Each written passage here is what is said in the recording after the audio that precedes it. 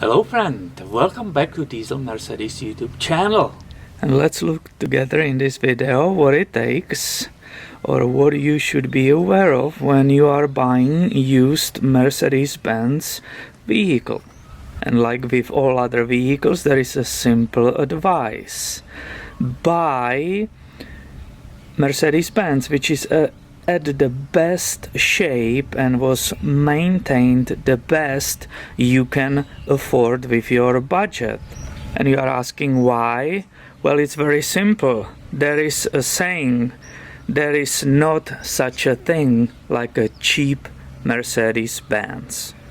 Because if you buy a cheap Mercedes-Benz, obviously it will need a lot of maintenance, a lot of work, and that means a lot of money in the parts and possibly labor if you don't fix it by yourself, right? And this car is opposite. I purchased it as a project vehicle, so it has many problems. So let's use it as an example what you should not see when you are buying used Mercedes-Benz. And this video is not how to inspect the vehicle before you buy it. It's just basically the list of things which I will be repairing, and it will give idea my subscribers which videos they can expect very soon. So starting on the exterior, right? This happened just recently. Somebody just backed into it. See these details, this is broken, there will be probably the water inside, so it should be fixed. Let's continue right here. This is the fog light, right? You can see it's completely smashed, it's broken, so it needs to be replaced. The bulb is missing, and on board computer it's actually so smart, so it knows that this bulb is not working. Then you have something just hanging here. What is it? What do you think it is? Is it maybe outside temperature sensor or something?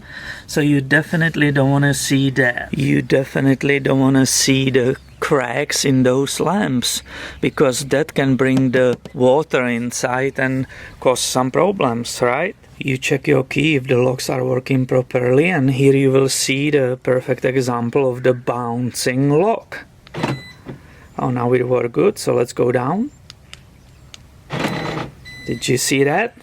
And actually the whole car is locked except this door. If I pull on the lever, unfortunately it's all the way up and it's not locked.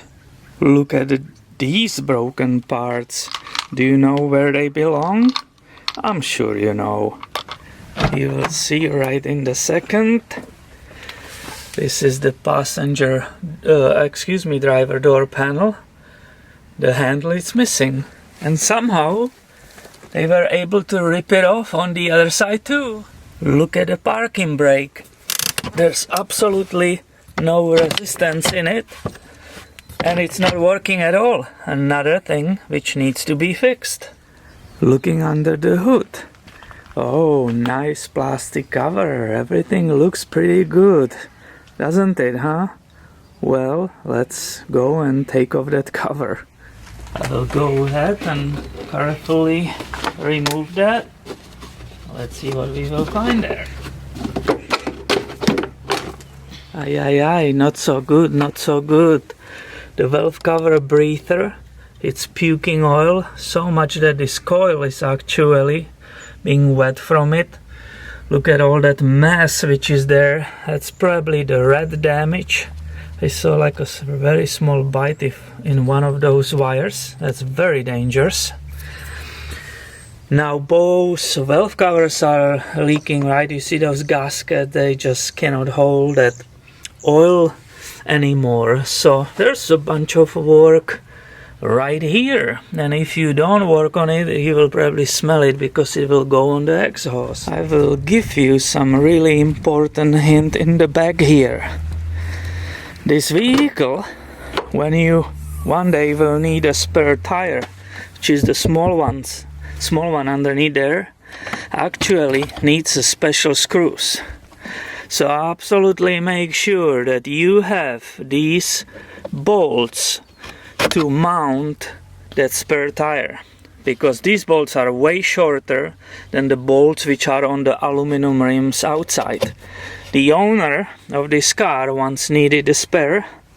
He mounted the spare, the small spare, with the normal bolts and made the damages to the car worth $800 in repairs. And look how many problems we already discovered, and we still didn't even look underneath the car.